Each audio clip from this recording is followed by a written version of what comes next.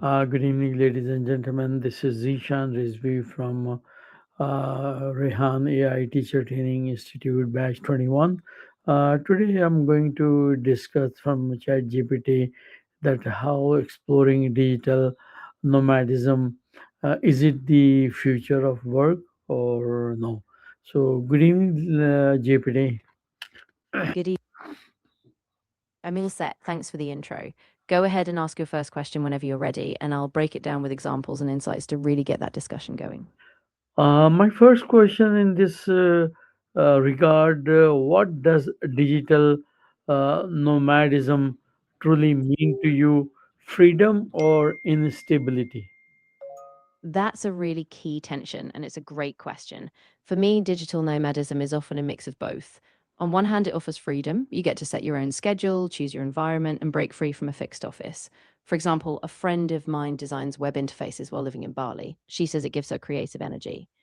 But at the same time, there's that instability, unpredictable income, shifting time zones, and sometimes isolation. So it's really a personal balance, freedom in lifestyle, but you have to be mindful of the trade offs and stability. All right.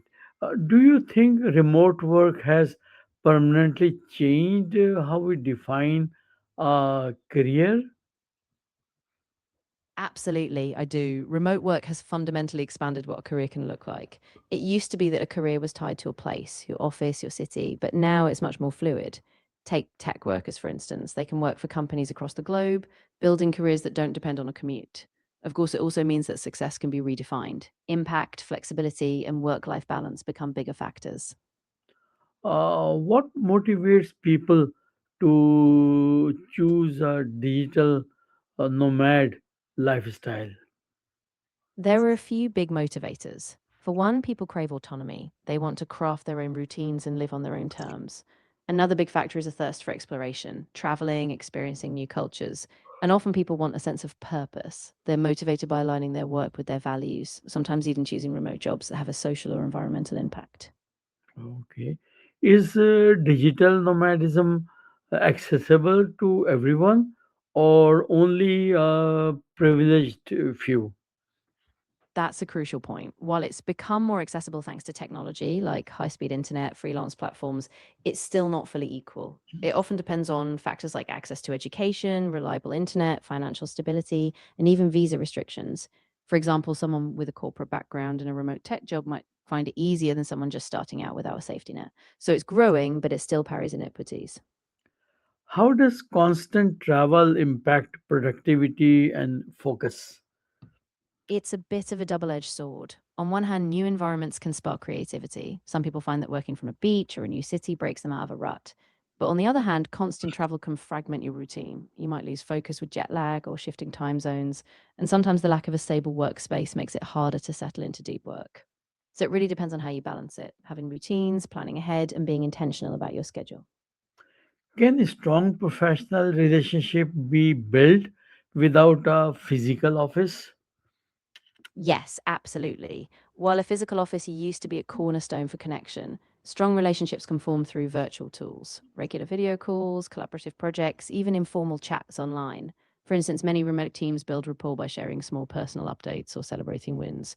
It just takes intentional effort. If you prioritize regular communication, trust and collaboration can thrive just as well as in person. All right.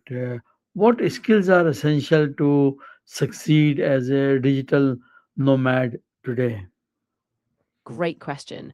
Key skills include digital literacy, being comfortable with remote tools like Slack, Zoom, project management apps, as well as time management since you have to self direct. Adaptability is huge, being able to navigate new cultures, time zones, and work setups. And communication skills, both written and verbal, are vital because you're often working asynchronously or across different cultures. Okay.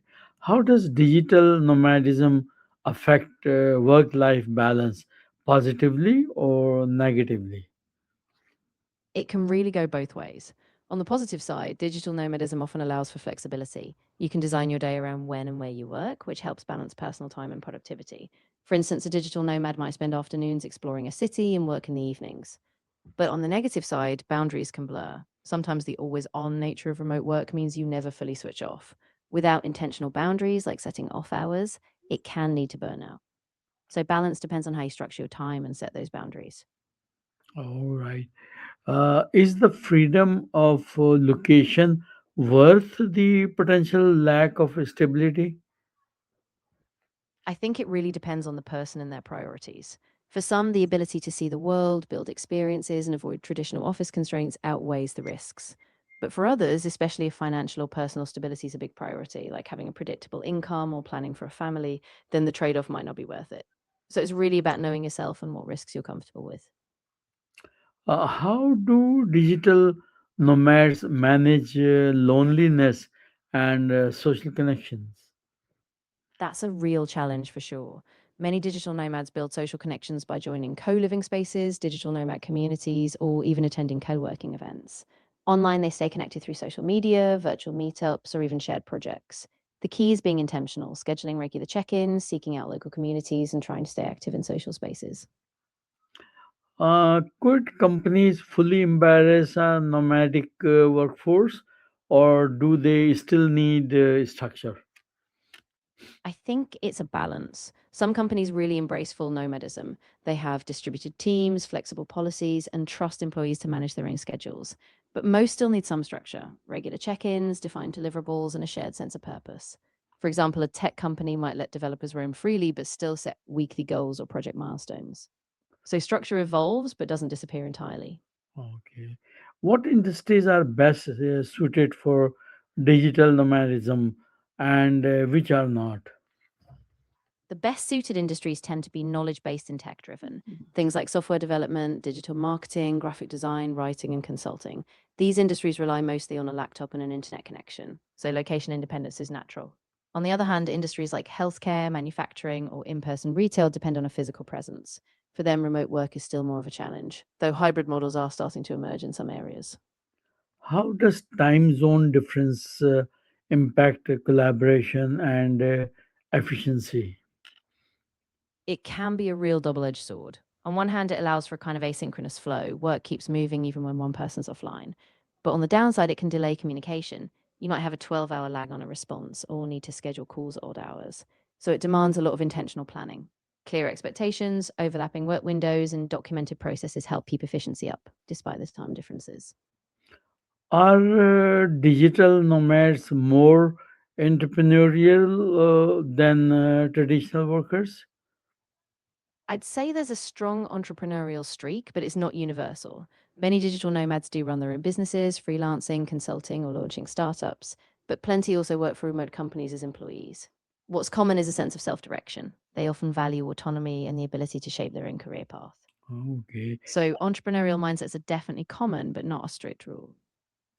What are the hidden challenges people don't talk about in this lifestyle?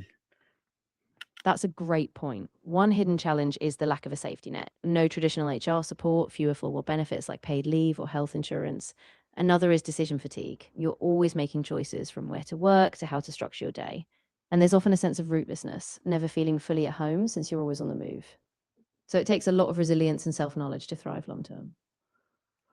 How does this lifestyle influence mental health and well being? It's a mixed bag, honestly. On the positive side, the freedom and exposure to new cultures can boost happiness and creativity. But on the flip side, it can lead to isolation. Being far from family and friends or having no routine can heighten anxiety. So it's crucial to proactively build social connections, take mental health breaks, and keep some grounding rituals, things that keep you anchored even when you're moving. Can digital nomadism be sustainable long term, especially with family responsibilities? It's definitely possible, but it takes intentional planning. Some digital nomads raise families on the road, especially as remote schooling and kid friendly communities grow. But it demands a lot of stability, like predictable income, routine, and good healthcare access. Also, having a home base or a long term anchor point helps. So you have a balance of travel and stability. With the right structure, yes, it can be long term. How do different countries benefit or suffer from hosting digital nomads? Yeah, it's a real mixed impact. On the positive side, host countries often see a boost in tourism income. Digital nomads spend on cafes, housing, and local services. Plus, it can bring diverse skills to the economy. Think freelancers or tech workers sharing their expertise. But there are downsides. If the influx is too rapid, it can drive up living costs, strain infrastructure, and sometimes create tension between locals and transient workers. So And it's a balance. Managed well, it can be mutually beneficial, but it requires thoughtful planning. okay, what role does technology play in enabling or limiting this lifestyle? Technology is really the backbone of it all. High speed internet, cloud tools, and collaboration platforms let people work from anywhere. Without tech, it just wouldn't happen. But at the same time, tech can limit you if you lack access to reliable tools or if you get stuck in tech fatigue or exactly. Technology is a huge enabler, but it also demands intentional use. You need to stay on top of digital hygiene, secure connections, productivity tools, and even taking breaks from screens. In short, it's not just about having tech, it's about using it mindfully to sustain the lifestyle long term. Are we heading towards a future where office become obsolete? I don't think they'll fully disappear, but the office is definitely evolving. It's becoming more of a hub for collaboration, social connection, and occasional focus time rather than a daily necessity. So I think we'll see a hybrid future. Some people fully remote, some people in occasional office spaces, and companies will just need to adapt to that fluid mix. In the next 10 years, will digital nomadism be the norm or remain a niche lifestyle? I think it'll become more mainstream, but not universal. Over the next decade, we'll see more industries and companies embracing flexible remote models, so it'll be a bigger part of the mainstream workforce. That said, there will still be industries and people who rely on physical presence. So I think it will be more of a spectrum than a complete norm. Thank you very much, GPT. You have contributed an excellent amount of information, and me and my audience will definitely be benefited from it. These answers, and hopefully, I will again come back to you with new question, new ideas, and new subject. In the meantime, let me say bye to you. Have a very wonderful evening. Bye bye. You're very welcome. I'm really glad the discussion was helpful. Definitely feel free to come back anytime. I'd love to explore more topics with you. Have a fantastic evening and take care.